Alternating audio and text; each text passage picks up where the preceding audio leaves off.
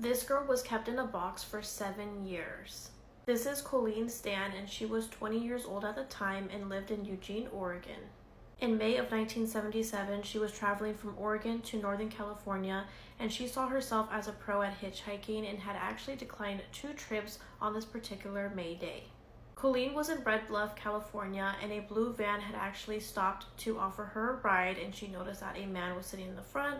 Passenger seat was his wife, and they had their child in the back, and since she saw the child, she felt safe. These people that picked her up were anything but safe. The people that picked her up were 32-year-old Cameron Hooker and his 19-year-old wife, Janice. The pair had been actively looking for a hitchhiker to abduct.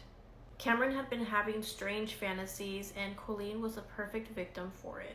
Colleen had got into the van, and not long after, Cameron had taken a detour into a wilderness region.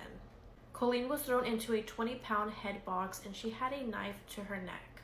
Her head was enclosed in the box, and she wouldn't get any kind of noise, any kind of light, or even fresh air. Once they arrived at Cameron's home, they took Colleen downstairs, and she went through gruesome types of torture.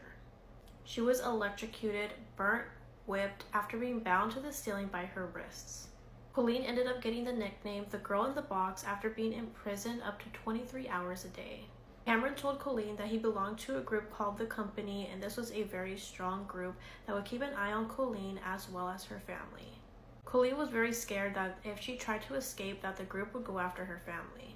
Once Cameron was able to gain Colleen's trust, they went to go visit her family to make it seem like they were a couple living happily together somewhere else.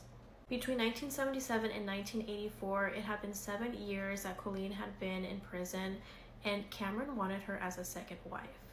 Janice ended up speaking with Colleen, and she told her that Cameron was never a member of that group, and that while they were together, she was brainwashed by him and she was imprisoned as well.